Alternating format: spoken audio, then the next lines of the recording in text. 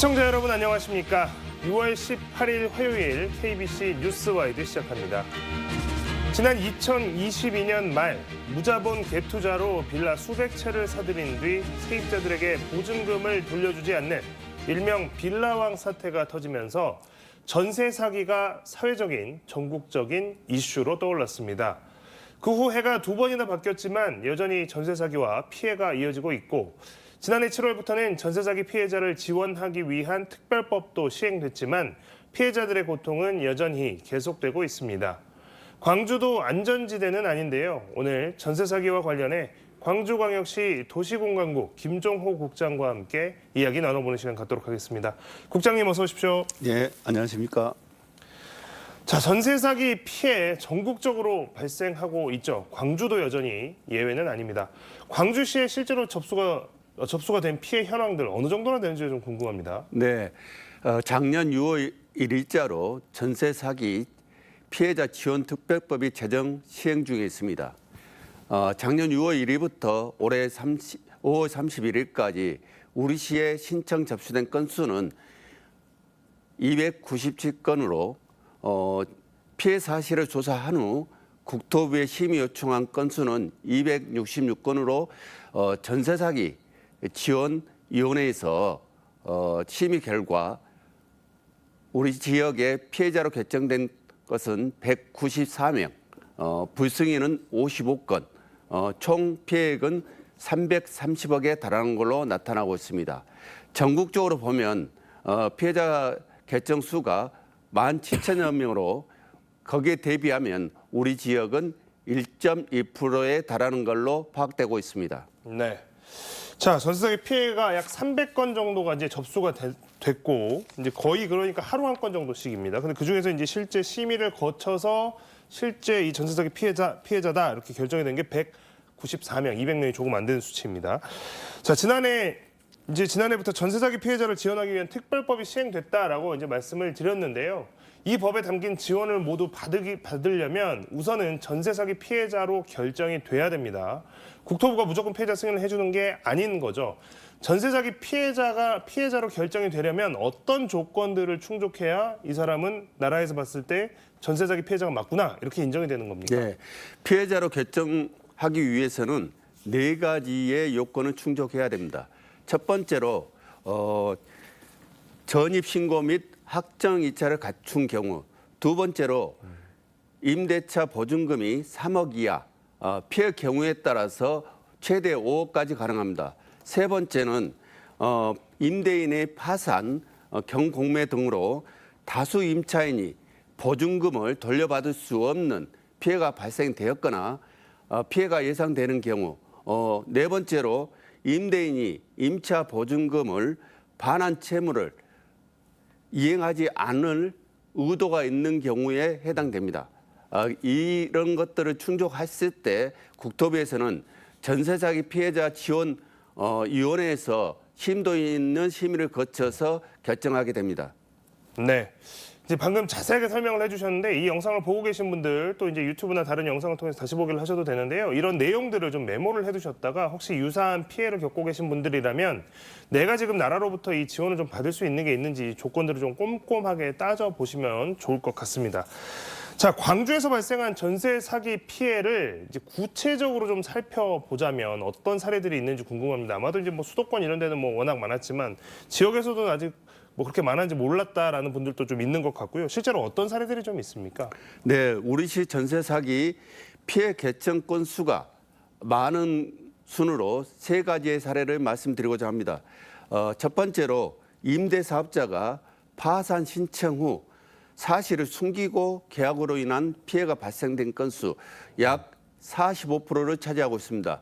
두 번째로 부동산 명의 신탁에 따른 근저당을 설정한 후에 매매가보다 높은 전세 계약으로 인해서 발생하는 피해, 이게 약 26%를 차지하고 있고, 세 번째로 자기 자본 투자 없이 다수 임대주택을 전세 보증금으로 매입해서 무자본 갭 투자 방식으로 계약으로 인한 피해가 발생하고 있는데 약 18%를 차지하고 있습니다. 이러한 3가지들이 피해 발생의 주종을 차지하고 있습니다. 네, 방금 이제 들으셨겠지만 뭐 임대사업자가 파산한 걸 숨긴다거나 아니면 근저당이 설정되어 있는데 매매가보다 높게 계약을 한다거나 아니면 자본이 없는데 갭투자 형태로 계약을 하는 경우 이제 이런 경우들이 되게 이제 피해의 주요 종류다 이제 이렇게 설명을 해주셨습니다. 전세 사기 피해자들을 보면 이 피해자들의 연령대, 특히 연령대 같은 것들을 보면 이제 막 사회에 들어섰거나 아직 부동산 거래에 익숙하지 않은 젊은 층이 좀 많다고 하죠. 아무래도 이제 익숙하지 않은 걸 하다 보니 잘 모르면서도 계약을 하게 되고 또 계약을 하면서 살펴봐야 될 것들을 꼼꼼하게 살펴보는 게 좀 덜한 경우가 많은 것 같습니다. 실제로 우리 광주 지역 피해자들의 경우도 좀 그런 경향이 있는지 궁금합니다. 네, 피해자 연령대를 현황을 살펴보면 우리 지역 같은 경우는 피해자가 194명 중에서 30대가 55%를 가장 많이 차지하고 있고 20대가 25%, 40대가 11% 순으로 나타나고 있습니다. 광주 지역의 전체 피해의 80%를 20, 30대가 차지하고 있는 것입니다. 타 지역을 살펴보더라도 20, 30대가 피해 발생률이 높이 나타나고 있습니다. 그래서 우리 지역도 마찬가지로 청년층이 전세 사기 피해에 아주 취약함을 알 수 있습니다. 네. 방금 이제 말씀해 주신 것처럼 5명 중에 4명꼴로는 20대, 30대 분들이라고 합니다. 아마도 20대, 30대 분들이 처음으로 주택을 이제 계약을 맺는 경우가 굉장히 많은 연령대겠죠. 자, 최근 민간 건설사가 광주시의 청년 정책을 사칭해서 전세 세입자를 끌어모은 것으로 밝혀져서 이게 또 논란이 된 사례가 있었습니다. 이 일은 또 어떻게 해서 벌어진 건지 궁금하네요. 예, 최근 민간 업체가 광주광역시 청년 드림주택이라는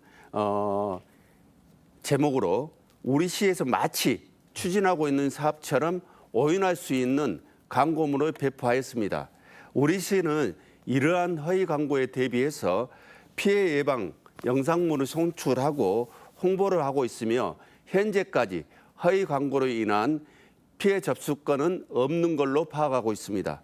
아울러 시민들에게 우리 시 청년 정책 관련 정보에 대해서 시 누리집이나 시 청년 정책 플랫폼 누리집을 반드시 확인해서 우리 시 청년 정책에 대한 것들을 살펴주시길 당부드리겠습니다. 네, 국장님 방금 이제 설명하시는 동안 옆에 보였던 그 화면이 실제로 이 청년 정책, 광주시 청년 정책인 것처럼 사칭한 그 포스터 그 모습입니다. 보면 이렇게 해서 신청하십시오라고 나와 있는데 이것만 보면 굉장히 친절하게 신청하는 방법까지 세세하게 설명을 해주고 있는데 사실은 이게 민간 기업이, 민간 업체가 광주시와 아무런 상관이나 협의 없이 진행했다는 걸 보면 굉장히 정교하고 또 잘 모르시는 분들 입장에서는 이거 정말 혹할 수 있는 그런 상황들인 것 같으니까요. 정말 꼼꼼하게 잘 따져보셔야 되겠습니다.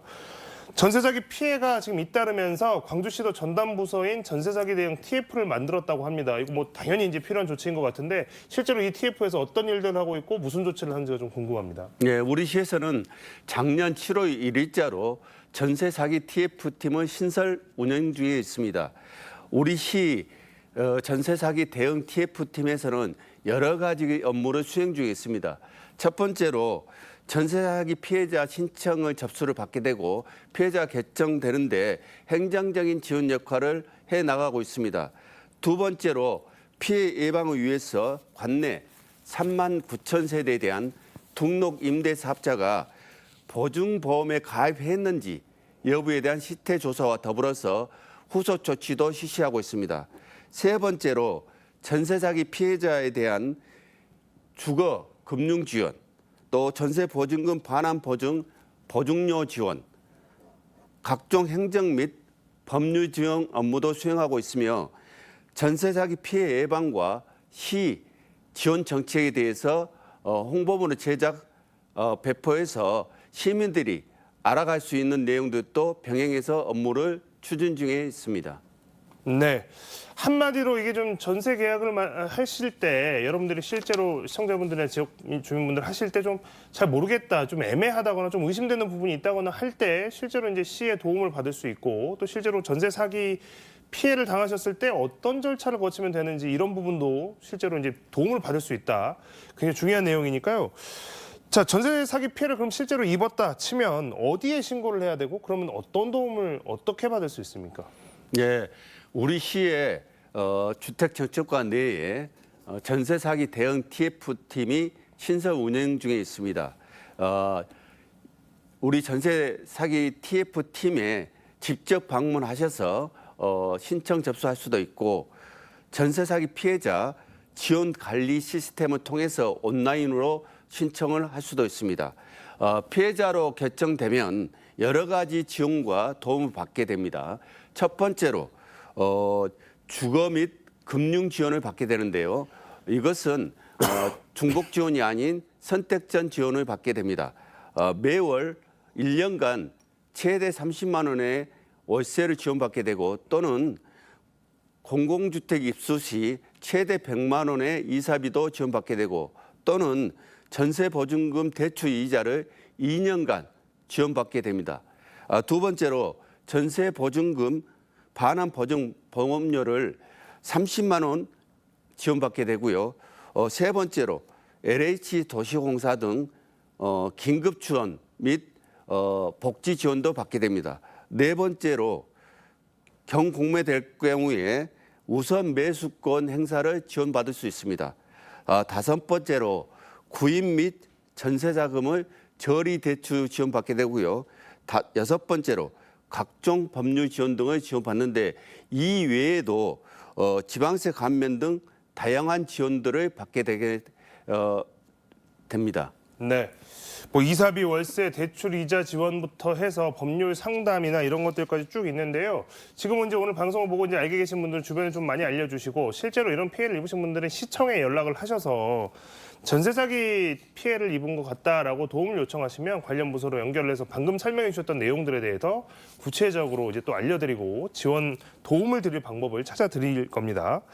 자, 전세 사기는 무엇보다 피해 예방이 가장 중요하다고 할 수 있는데요. 전세 사기 피해를 예방하기 위해서 전세 계약을 하기 전부터 좀 꼼꼼히 따져봐야 될 것 같습니다. 우리 전세 계약을 하기 전에 뭘 먼저 신경을 써야 될까요? 전세 사기 피해를 위해서 시민분들께서 알아두었으면 하는 것들을 말씀드리겠습니다. 전세 계약 전에 알아두었으면 하는 것은 첫 번째, 주택 상태를 확인해 주시기 바랍니다.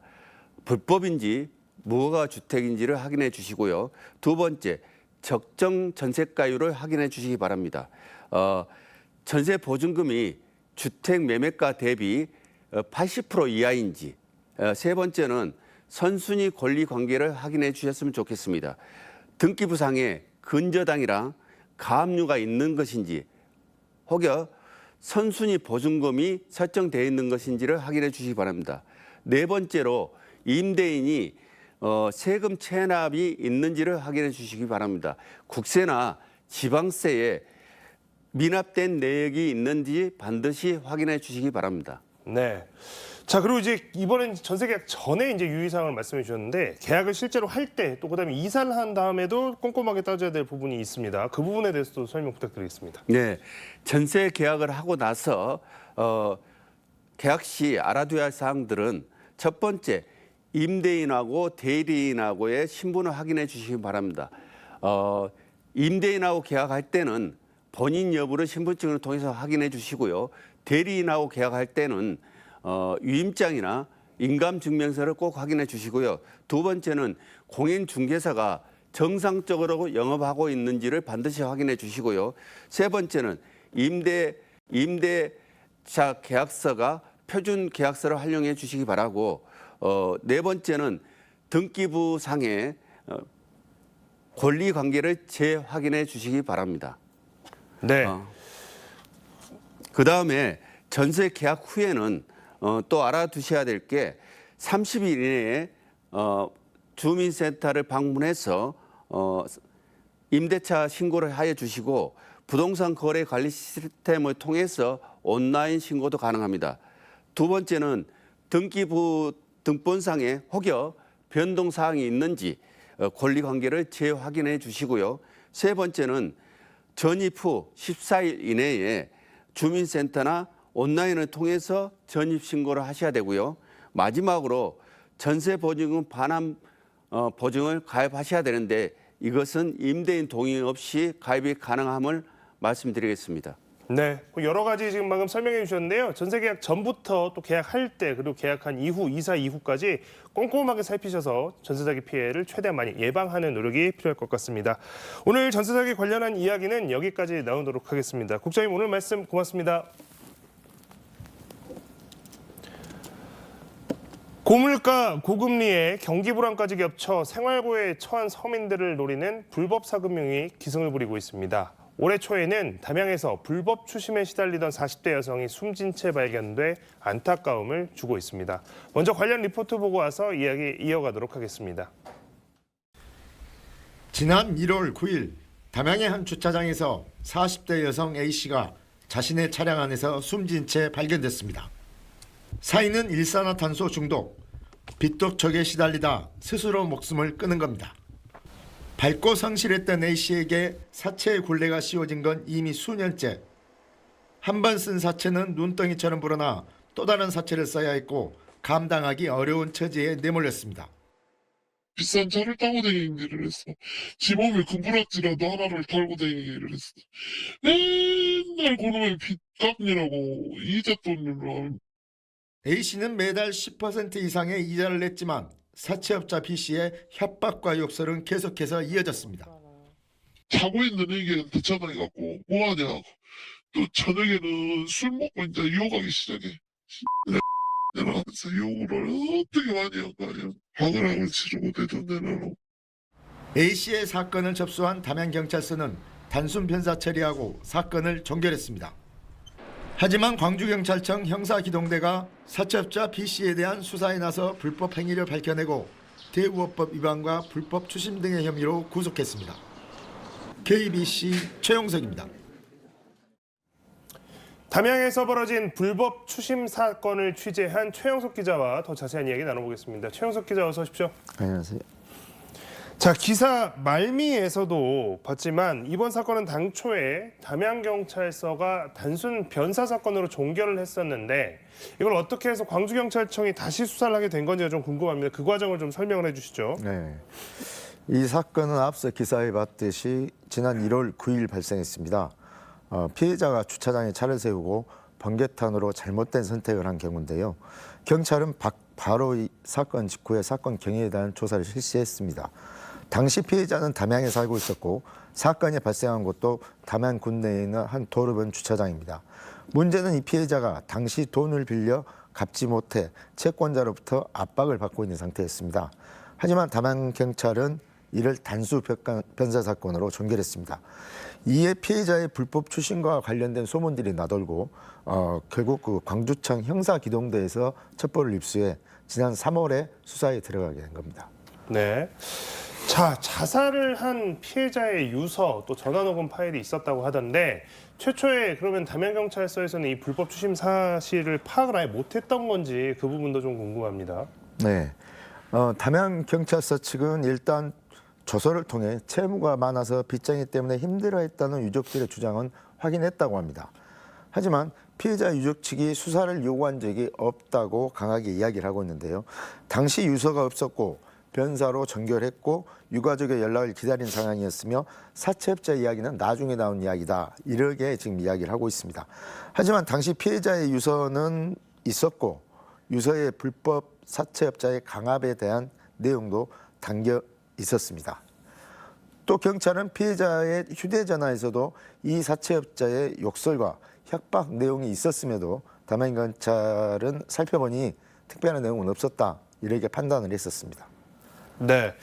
자, 피해자를 죽음으로까지 내몬 사채업자의 불법 추심. 이제 불법 추심이라고 하면 이제 여러 가지가 해당이 될 텐데 자, 어떻게 추심을 했길래 네. 지금 그 피해자가 죽음으로까지 내몰리게 된 건지 그 자세한 내용들을 좀 설명을 해 주시죠. 예. 일단 피해자는 5, 6년 전에 이 대리기사 업체를 직접 운영을 했었습니다. 그래가지고 나름대로 괜찮은 수익도 좀 올렸다고 하는데요. 그 당시부터 이 불법 사채업자와 알게 된 사이였다고 합니다.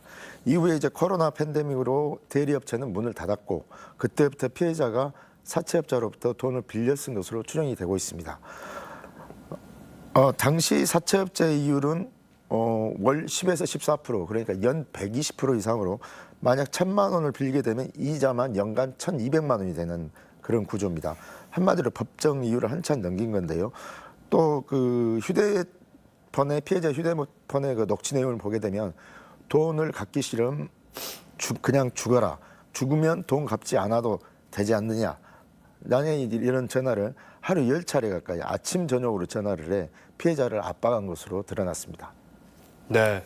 자, 그런데 이번에 보니까 이 사채업자가 이 지역에서 심지어 택시 기사로 일을 하고 있었던 상황. 그러니까 정식으로 등록된 대부업체도 아니고 미등록으로 그냥 본인이 개인이 택시를 운전하면서 이렇게 개별적으로 이렇게 사채업을 한 것으로 나왔는데 이렇게 할 수 있는 건가요? 말씀하신 대로 이 사채업자는 말이 사채업자지 이 대부업 등록도 하지 않았고 평소에는 택시 기사로 일을 했습니다. 또 지역 내에서는 상당한 노름꾼으로 소문이 나 있는 상태였는데요. 택시 기사를 하면서 택시 운행보다는 사채 이자를 받는데 더 열중했습니다. 피해자가 아르바이트를 하던 곳에서도 그러니까 죽은 피해자가 아르바이트를 하던 곳 앞에서도 하루 종일 택시를 세워놓고 피해자를 압박하는 행동도 한 것으로 드러났습니다. 또 공식적으로 대부 관련 광고나 홍보는 전혀 하지 않고 지역 내에서 아는 사람들끼리 통해서 돈을 빌려준 것으로 파악이 되고 있습니다. 네. 자, 이게 지역사회다 보니까 주변에서도 괴롭힘을 당하고 있는 것을 인지했을 가능성도 높아 보입니다. 그러니까 아까 피해자가 죽은 뒤에 이제 이런 소문들이 지역사회에 많이 만연했다, 이제 이런 말씀도 해주셨는데, 자, 좁은 지역사회다 보니까 이 불법 추심에 대해서 누구 하나 문제 제기를 이렇게 속 편하게 하지 못한 상황들도 있었을 것 같습니다. 그렇다면 당연히 궁금한 게 이번에 그 피해자뿐만이었을까, 추가 피해자는 없을까, 이런 생각이 당연하게 들 수밖에 없는데 이 부분에 대해서도 가능성이나 이런 부분들이 지금 조사가 되고 있는지가 좀 궁금합니다. 예, 현재 경찰에서 파악한 피해자는 사채업자가 약 2018년부터 담양구 일대에서 무등록으로 사채업을 시작했는데요. 19명, 19명에게 7억 원 상당을 빌려준 것으로 현재까지는 확인이 됐습니다. 여기에서 명확히 확인이 된 피해자는 6명. 피해 금액은 정확하진 않지만 7억 원 이상 정도 되지 않나 추정이 되고 있습니다. 특히 또 말씀하신 대로 관련 피해자, 피해 금액은 더 있을 것으로 예상이 되고 있습니다. 특히 아까도 말씀드렸듯이 택시 일을 하면서 피해자의 일터나 그리고 집을 찾아가서 협박 전화로 아니면 직접 서 있거나 하는 등으로 지속적으로 채무자들을 좀 괴롭힌 것으로 파악이 됐는데요. 특히 노름꾼으로 이제 소문이 난 이 사채업자는 저녁에 이제 노름방 출입은 물론 낮에도 자기 택시를 길에 대놓고 윷놀이판을 벌려서 그 게임에 참가한 사람들에게 뒷돈을 대주고 이긴 사람한테는 바로 그 자리에서 이자를 받고 자기 돈을 못 갚은 사람한테는 지속적으로 쫓아다니며 높은 이율의 이자를 챙긴 것으로 파악됐습니다. 네, 19명 7억 원 상당. 지금까지 확인된 것만 그렇다. 네, 그렇습니다. 자, 근데 이 19명 7억이라고 하는 돈이 정상적인 금융권에서는 대출을 받을 수 없는, 그러니까 등록된 대부업체 제3금융권이나 이런 곳에서도 대출을 받기 힘든 사람들이 주로 이용을 맞습니다. 했을 것으로 추정이 되다 보니 이런 분들이 또 이 대출을 상환해 나가는 것도 쉽지 않을 것이고, 그렇다면 또 같은 형태의 협박도 계속됐을 것이다라고 하는 것을 좀 생각해 볼 수 있겠습니다. 많은 피해자가 더 이상 나오지 않도록 이제 조사도 정확하게 더 돼야 될 것 같고, 이 불법 추심 수사는 어떻게 앞으로 이제 진행이 될 예정인지도 궁금합니다. 일단 이번 사건은 공식적인 대부업체도 아니고 등록도 되지 않는 한 개인의 돈놀이에서 시작된 겁니다. 한마디로 지역사회에서 자신의 종잣돈을 가지고 말도 안 되는 이자를 받으면서 아름아름으로 빌려줘 결국 빚도척에 시달려 피해자를 죽음에 이르기까지 한 것인데요. 문제는 이러한 문제들을 지역사회 내에서 다 알고 있다는 겁니다. 특히 이번 사건을 취재하면서 약간은 그 공포 영화를 보는 듯한 느낌도 가졌는데요. 피해자와 가해자 그리고 마을 사람들 하다못해 경찰까지 아마 오래전부터 서로 알거나 교류가 있던 사람들로 좀 드러난 부분도 있고 추정도 되고 있습니다.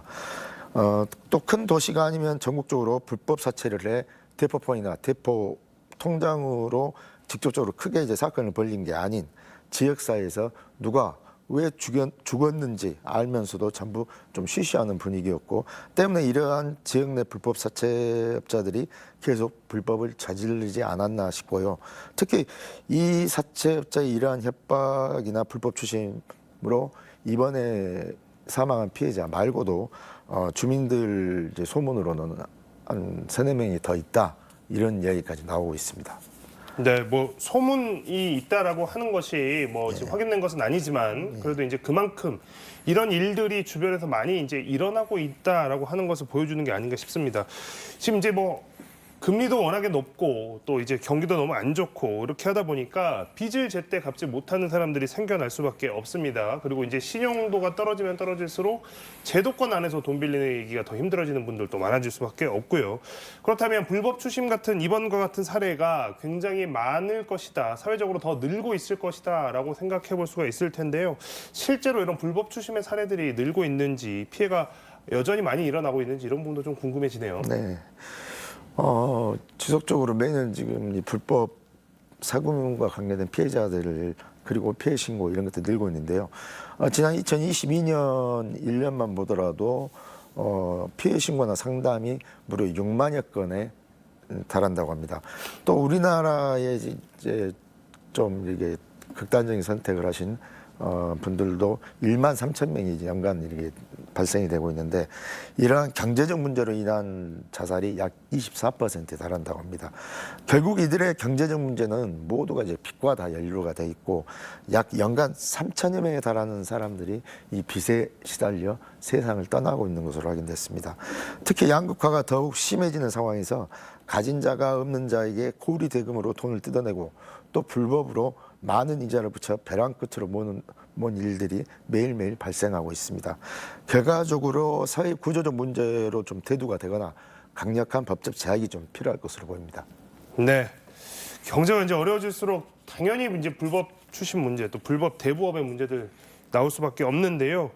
자, 이 불법 사금융 문제는 정부에서도 굉장히 뭐 피해자 구제 강화에 힘쓰겠다라고 여러 차례 이야기를 한 바가 있습니다. 그런데 실제로 이런 일들이 끊이지 않는 것을 보면 이거 뭐 대책이 여전히 부족한 거 아니냐라는 생각을 할 수밖에 없는 상황인데요. 자, 이미 불법 사금융 피해를 보고 계신 분들, 그리고 또 불법 사금융을 이용했다가 피해를 보게 되신 분들은 어떻게 대처를 해야 되는지 이 부분도 좀 궁금한데, 어떤 대처 방법이 있겠습니까? 네. 법정 최고 금리가 좀 이렇게 낮아지면서 최근 5년간 저신용자, 신용 불난자들이 제도권 금융에서 불법 사금융으로 이동한 비율이 약 9.5%에 달한다고 합니다. 또한 금융당국이 이제 밝힌 자료를 토대로 보면 지금까지 약 120만 명이 불법 사금융을 이용을 했다고 하는데요. 물론 은행권에서 대출 자격이 안 돼서 불법인 줄 알면서도 사채를 이용하는 경우가 많습니다. 하지만 일반적으로 사금융을 이용하려면 국가에서 정하고 있는 최대 이자율 연 20%를 넘는지를 일단 확인을 하시고, 만약 이를 넘지 않는 계약이 진행됐다면 불법 사금융 신고를 바로 진행할 수 있습니다. 만약 밝혀지면 1년 이하의 징역 또는 1천만 원 이하의 벌금에 처해지게 됩니다. 그리고 이 해당 업체가 정식으로 등록이 된 업체인지 확인을 해봐야 됩니다. 미등록 대부업은 5년 이하의 징역 또는 5천만 원 이하의 벌금에 처해질 수 있습니다. 이에 대한 조회는 금융감독이나 이런 홈페이지나 이런 것을 가능하며 불법 사금융 신고를 통해서 처벌을 내릴 수도 있고 또 돈도 돌려받을 수 있습니다. 특히 이번 사건과 같이 빌려준 돈을 갚도록 요구하는 방법, 즉 채권 추심을 어떻게 진행하는지 확인해야 합니다. 조금이라도 불법적인 상황이 나오게 되면 금융당국과 경찰에 바로 신고를 하셔야 합니다. 네.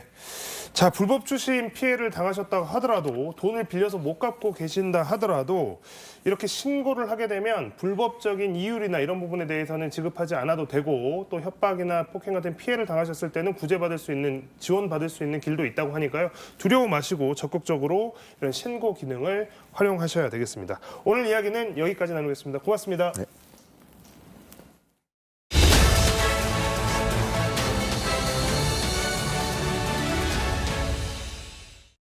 서울 서울광역방송센터입니다. 전직 영부인이 현직 여당 재선 여성 국회의원을 명예훼손 혐의로 경찰에 고발하는 초유의 일이 벌어졌습니다. 문재인 전 대통령 부인 김정숙 여사가 인도 방문 기내식 밥값 논란 등을 제기한 배현진 국민의힘 의원을 어제 서울 영등포 경찰서에 고발한 건데요. 배현진 의원은 자신의 페이스북에 검찰의 본격 수사 기사가 쏟아져 나오니 애가 닳긴 하나 보다라고 냉소했습니다. 사실 여부야 수사 과정에서 밝혀지겠지만 뭔가 씁쓸하다는 생각을 지우긴 어려운데 여의도 초대석 여당 국민의힘 살림을 책임지고 있는 성일종 국민의힘 사무총장과 낱마처럼 얽혀가고만 있는 정치권 현안 이슈 좀 짚어보겠습니다. 총장님 어서 오십시오. 네, 안녕하십니까. 정책위 의장 하실 때랑 지금 사무총장 하실 때랑 언제가 더 바쁘신가요? 시간적으로는 네. 정책위장이 더 바쁜데요. 이 일에 풀어가는 면에 있어서는 사무총장이 더 까다롭고 어렵습니다. 왜 그런 건가요? 국가 정책을 나놓고 네. 이렇게 놓고 볼 때는 문제가 있으면 문제 지적을 하고 그걸 푸는 솔루션은 단순하거든요. 근데 이제 사무총장은 이게 인사 문제에서부터 또 예산에 대한 문제, 또 조직 간의 문제, 뭐 너무도 이게 복잡합니다. 그리고 늘 피드백을 하면서 네. 연속성 있게 가야 되다가 보니까 상당히 어려움이 좀 있습니다. 인사, 조직, 돈 이거 다 민감한 거 아닌가요, 정말?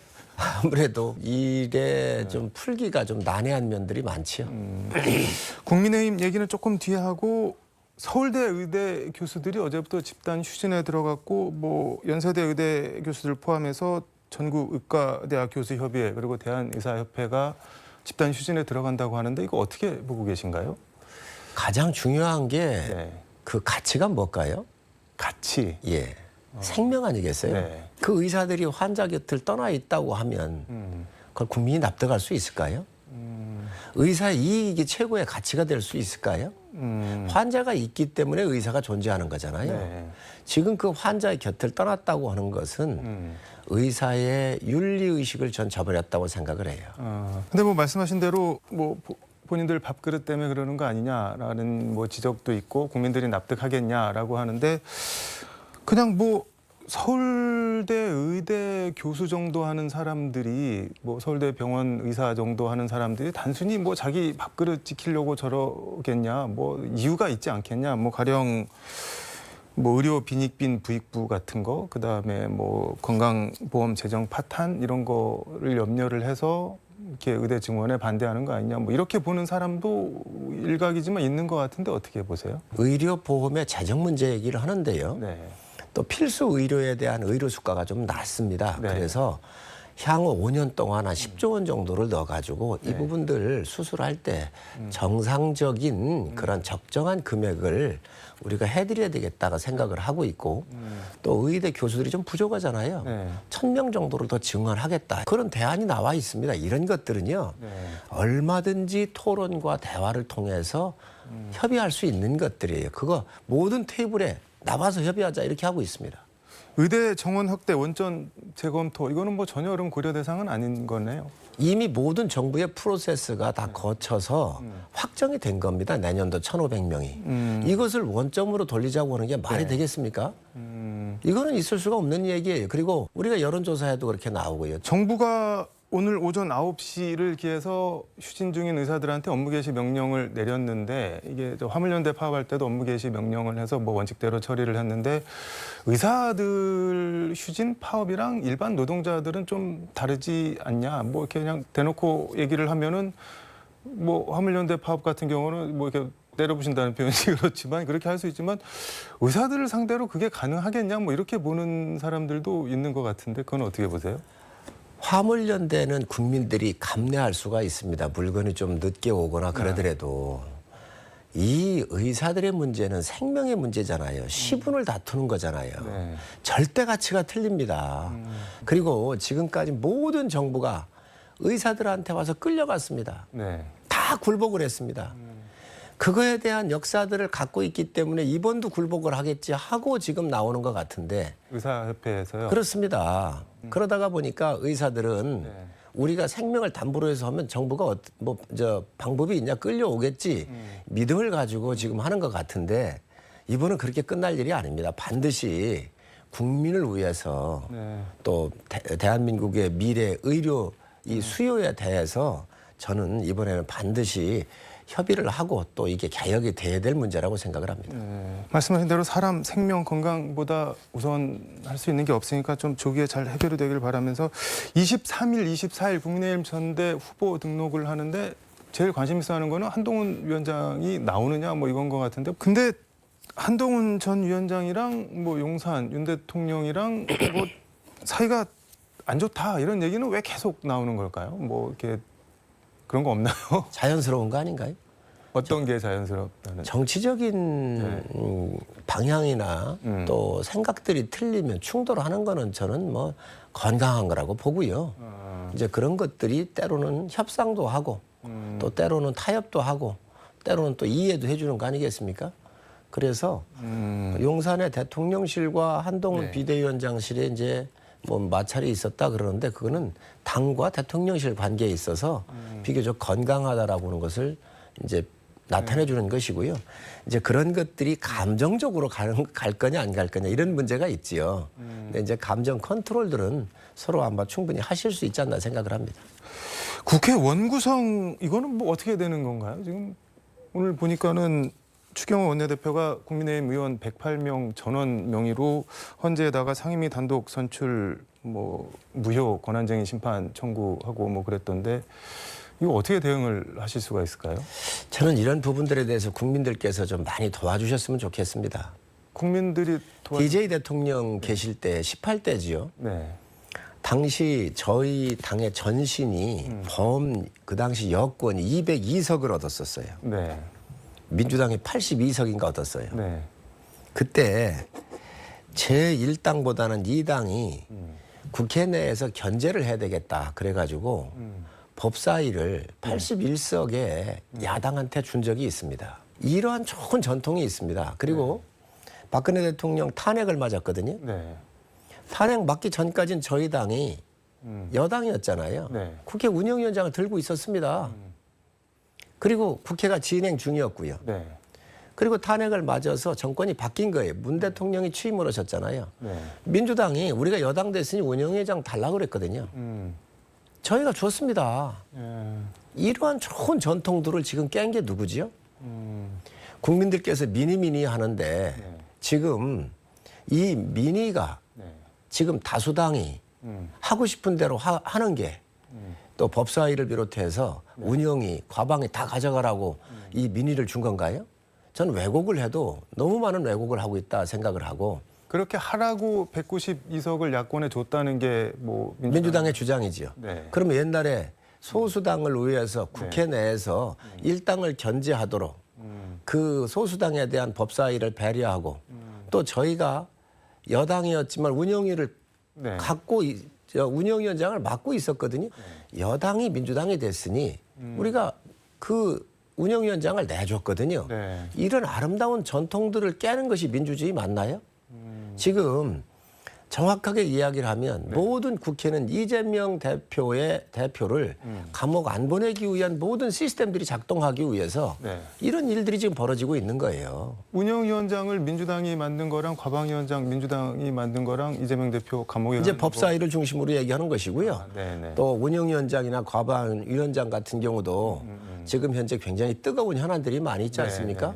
거기 시끄러워야 이재명 대표를 보호할 수 있겠지요. 일부러 시끄럽게 만들고 있다는 아니 국회 내에서 모든 그런 그 상임위에 대한 주도권을 행사하겠다 이거 아닙니까?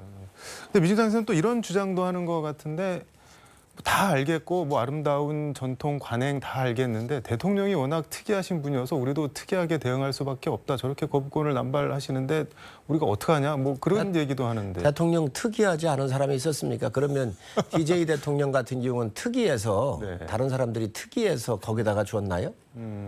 지금? 네. 아니 문 대통령 같은 경우는 민주주의를 훼손한 분입니다. 울산 광역시장 부정선거 사건에서부터 네. 뭐 정말로 네. 탈원전에서 이르기까지 국가 허물기에 이루 말할 수 없이 했었는데 그런 분들은 특이하지 않았나요? 윤 대통령이 뭐가 특이하다는 거죠? 뭐 저는 국민을 설득하려면 정상적인 그러한 논리적 근거가 있고 네. 또 국회나 우리 민주주의가 오는 과정과 절차, 관례 같은 것들을 존중을 하면서 네. 서로 이런 부분들에 대해서 이야기를 하고 네. 또 뭐 행정부가 독주를 하면 그에 맞게 견제를 하면 되는 것이지 네. 내가 상임위를 상임위를 차지해야 견제한다. 이것 또한 그 국민들의 민의에 반하지 않는 거라고 생각을 합니다. 윤 대통령 탓이나 원인을 윤 대통령한테 돌릴 거는 전혀 아닌 사안인데 돌리고 있다 그런 말씀이죠. 국회가 따지면 되잖아요. 뭐 그러고 지금 비판 안 할까 안 하고 있습니까? 없는 것도 만들어 가지고 지금 많이 하고 있잖아요. 그런데 그걸 대통령 탓으로 돌리면서 내가 그 아름다운 전통과 관행들을 깨친 거에 대한 정당성을 대통령으로 돌린다? 네. 그건 너무 옹졸하지 않습니까? 유치하지 않습니까? 어제 비대위 회의에서 총장님께서 여러분들께 재밌고 흥미진진한 소설 하나 소개해드리려 한다 하면서 이 소설의 주인공은 양심도 도덕도 인격도 법도 상황에 따라 바꿔버린다고 했는데 이거는 이재명 대표 말씀하신 건가요? 그렇습니다. 참 소설보다 저는 이재명 대표의 삶이 소설이었으면 좋겠습니다. 근데 그 삶이잖아요. 본인이 네. 9박 10일인가요? 해외여행을 가서 골프를 치고 요트를 타고 밥도 여러 끼 먹었는데 그분을 모른다 그러잖아요. 대장동 사업이 가장 단군 이래 최대의 훌륭한 사업이라고 했던 분인데 그거에 대한 총책임자였습니다. 그분이 죽었는데도 모른다 그러잖아요. 이런 캐릭터 보셨습니까? 여배우 연문설에서부터 뭐 조폭 변호에서부터 지금 뭐 북한의 대북 송금까지 김성태는 모른답니다. 그리고 이 사업 이화영 지사가 했답니다. 도지사 모르게. 그러한 사업들을 이재명 대표가 몰랐다고 부인한다 그러면 이런 캐릭터 보셨습니까? 그 이재명 대표는 검찰과 언론을 싸잡아서 애완견이다, 뭐 조작 왜곡 뭐 이렇게 비판을 하던데 그 애완견 발언은 어떻게 보셨나요? 본인한테 유리하면 정론 직필인 거지요. 불리하면 애완견이 되는 거고. 그런데 요즘에 민주당의 의원들이 참 재밌습니다. 이러한 대표를 아주 결사옹위를 하고 있거든요. 호위무사를 자처를 하고 있습니다. 이 애완견이라고 하는 게 뭐 워치독 이러니까 이 용어 중에 하나다. 언론학 용어 중에 하나다. 랩도 언론학 용어 중에 하나다. 이렇게 얘기를 하면서 또 들고 일어나거든요. 이럴 때 아무 소리 안 하는 게 좋습니다. 그러면 형수 쌍욕도 언론학 용어인가요? 그거는 어떻게 연결이 되는 건가요? 아니 형수 쌍욕에 대해서는 네. 쌍욕했잖아요. 이런 부분도 그럼 언론학 용어라고 방어할 거냐는 거지요. 지금 애완견이라고 언론은요. 팩트에 근거해서 재판장이 재판한 그 결과들을 네. 다 보고 팩트에 근거해서 이 보도를 쓴 거예요. 네. 그 언론인을 갖다가 검찰이 이게 다 조작 수사하고 했는데 이 사람들이 해준 걸 가지고 받아 쓰는 애완견이라고 얘기를 했거든요. 네. 이게 과연 야당 제1당 대표의 말이 언론을 이렇게 애완견이라고 표현을 한다고 했었을 때 국민들이 그걸 받아들일 수 있을까요? 언론학 용어라고 일종의 방어를 하는 것 자체가 넌센스라는 말씀입니다. 있을 수 없는 논리적 비약이고 정말 모독이죠. 한국기자협회랑 한국방송기자연합회에서 어제 사과하라고 이렇게 공동 뭐 성명 비슷한 것도 내기도 했던데 사과할까요? 그러면? 사과 안 하지요. 지금 모든 삶이 그렇습니다. 여배우 연문설도 아니라 그러잖아요. 모든 게 다 아니라 그러잖아요. 본인 입장에서는 정말 아니어서 아니라고 할 가능성 같은 건 없을까요? 혹시? 그래서 소설보다 더 흥미롭다는 겁니다. 왜 그런 특이한 일들이 자꾸 생기냐 뭐 그런 말씀인 건가요? 이재명 대표의 비서실장이 네. 세상을 떴습니다. 그때 남긴 유서가 뭐였지요? 이재명 대표님 그만 내려오십시오 이렇게 나왔잖아요. 그 주변에 측근들 여러 명이 세상을 떴습니다. 이걸 국민들이 어떻게 받아들이겠습니까? 알겠습니다. 그 서두에 잠깐 언급했는데 김정숙 여사가 배현진 의원을 명예훼손으로 고소를 했는데 그 어떻게 보셨나요? 배현진 의원이 정부로부터 자료 요구를 해가지고 그 자료를 받은 겁니다. 뭐 정부를 욕해야지요. 왜 배현진 의원을 욕하나요? 그리고 왜 그분을 고소를 하나요? 고소할 게 아니고 의원으로서 자료 받아가지고 국민한테 얘기를 하면서 아니, 타지마할 관광을 가기 위해서 한 거 아니냐 충분히 의문 제기할 수 있고요. 네. 또 그게 긴급하게 그 우리 정부에서 인도 정부로 요청해 달라고 해서 요청이 온 거잖아요. 그거 다 나왔습니다. 기내식 비용이 네 끼를 먹는데 6,290만 원인가 92만 원인가 그래요. 이게 너무 천문학적 숫자잖아요. 근데 이 돈 어디다가 썼느냐, 도대체 금으로 요리해 먹었냐, 이런 거 밝혀달라고 하는 겁니다. 아니, 민주당 같으면 그거 얘기 안 하겠습니까? 근데 뭐 의문이나 의혹을 제기할 수는 있는데 국회의원이 당연한 의무이자 권리인데 일단 팩트가 틀렸다는 게 민주당 주장인 것 같고 6천 몇백만 원 중에 뭐 실제 밥값에 들어간 거는 한 끼당 한 50만 원 정도, 그게 뭐 안 싸다는 건 아닌데 뭐 몇천만 원짜리 밥을 먹은 것처럼 왜곡한 게 하나 있고, 그다음에 의혹을 제기하는 태도, 이게 좀 너무 예의가 없다, 무례하다, 뭐 이렇게 얘기를 하는 것 같은데 그거는 어떻게 보세요? 그 얘기를 하니까 한 끼당 44만 원인가 그랬죠. 자, 그랬는데 보관료 뭐 이런 거로 해서 3,500만 원이 들었다 그래요. 네. 아니, 거기 비행기 안에서 보관료가 왜 3,500만 원이 들어가죠? 거기에 뭐 도둑놈이라도 있다는 이야기인가요? 그건 도저히 있을 수 없는 이야기입니다. 네. 그렇기 때문에 그거 명세서를 달라는 거예요. 안 내놓잖아요. 무례하다고 얘기를 하는데요. 네. 그런 정도가 아니잖아요, 지금. 세상에 전용기를 내서 타고 관광을 가기 위해서 갔다고 하는 건데 그거에 대해서 문제 제기하는 의원이 왜 무례하다는 거죠? 그러니까 표현을 문제 삼는 것 같은데요. 그러니까 뭐랄까 어제도 뭐 그러면 고발할 게 아니고 국회의원이니 이런 거는 좀 순화해서 해달라든지 이렇게 요구할 수는 있죠. 근데 고발하는 게 맞나요? 저는 그 있을 수 없는 일이라고 생각을 해요. 지금 김정수 아마 여사 배현진 의원은 고발해줘서 상당히 감사해야 할 겁니다. 왜요? 이 이슈를 제기한 게 배현진 의원이거든요. 네. 정치인이 뜨잖아요. 뜨잖아요. 그리고 잘못된 관행, 또 이런 일이 있었다고 한다면 바로 잡으려고 하는 거가 의정활동의 일환인데 오히려 배현진 의원 같은 경우는 저는 굉장히 배현진 의원한테 이 판을 더 아주 멋진 링을 만들어 놓고 있지 않나 생각을 합니다. 근데 배현진 의원은 더 안 떠도 될 만큼 많이 뜨지 않았나요, 최근에? 스타일이긴 하지요. 근데 김건희 여사 명품백 사건, 이거는 이제 권익위가 뭐 업무 관련성 없다, 그리고 준 사람이 외국인이어서 우리가 조사할 수 없다, 뭐 이러면서 종결을 했는데 이것도 뭐 뒷말이 야권에서는 좀 나오는 것 같은데 이거는 어떻게 보세요? 뭘 해도 비난을 하지요. 그러면 전현희 위원장, 권익위원장을 할 때 이재명 대표의 변론했었던 무료 변론한 사람들이 있어요. 네. 그런데 가까운 친구나 친인척들 무료 변론을 할 수 있다라고 그때 변호했잖아요. 그래서 이거 죄가 안 된다고 결론냈던 게 전현희 위원장이었어요. 지인과 친구 등에 대해서 가까운 사람들에게는 무료 변론도 가능하고 청탁금지법을 위반한 게 아니다. 이렇게 결론 냈었습니다. 네. 이거는 그러면 이재명 대표 무료 변론한 거는 청탁금지법 위반, 이 부분은 그렇게 해석해도 되고 이 부분은 안 해도 되는가요?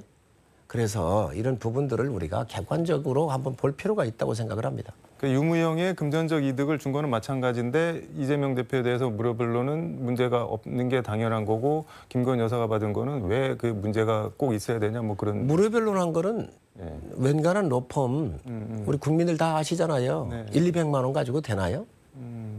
수억대 줘야 됩니다. 여기에 법적 조항이 없었던 것이지요. 그리고 이 뭐 주가 조작 논란, 명품백 논란, 이것도 그렇고 어쨌든 검찰에서 한번 소환은 해서 조사를 하고 뭐 털든지 문제가 있으면 기소를 하든지 해야 되는 거 아니냐라고 하는데 소환 조사는 어떻게 보세요? 필요하다고 보세요? 아니면은 뭐 지금 조사를 하고 있기 때문에 네. 저희가 이거를 뭐 이래라 저래라 이야기하는 것은 좀 여러 가지 영향도 주고 또 이럴 수 있기 때문에 한번 조사가 중이니까 지켜보시지요. 그 부분은. 거론을 않는 게 좀 지금 시점에서 맞다고 생각을 합니다. 알겠습니다. 오늘 말씀은 여기까지 듣도록 하겠습니다. 오늘 시간 내주셔서 고맙습니다. 네, 감사합니다. 지금까지 서울광역방송센터에서 성일종 국민의힘 사무총장과 함께 전해드렸습니다.